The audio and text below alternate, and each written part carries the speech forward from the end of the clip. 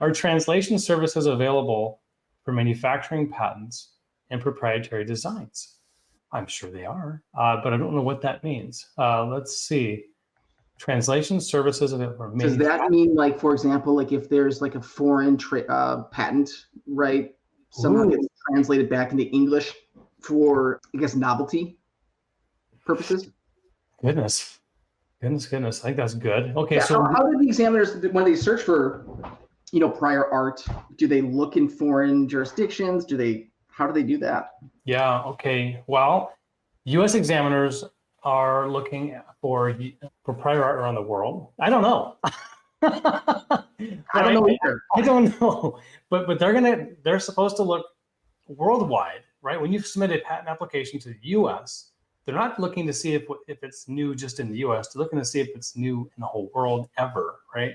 Right. So they must have some ability to do prior art searches, have translations, and if you will, whether it's manual, probably more automated. That's really good. It's really good, right? Foreign language. How does an attorney that only speaks English, an examiner only speaks English, able to read the stiffest part? It's an amazing question, and one that I will take back and report on next week. Appreciate it. That's really tough. Okay. One other thing I was thinking of was, you've got applications and patents.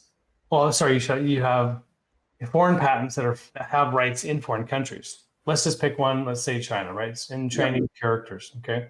And you want to see if you're infringing that, right?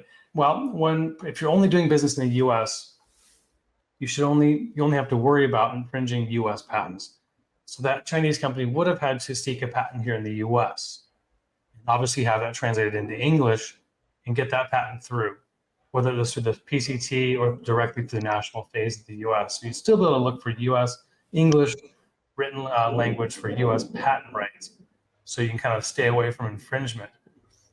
In any case, it's a great question.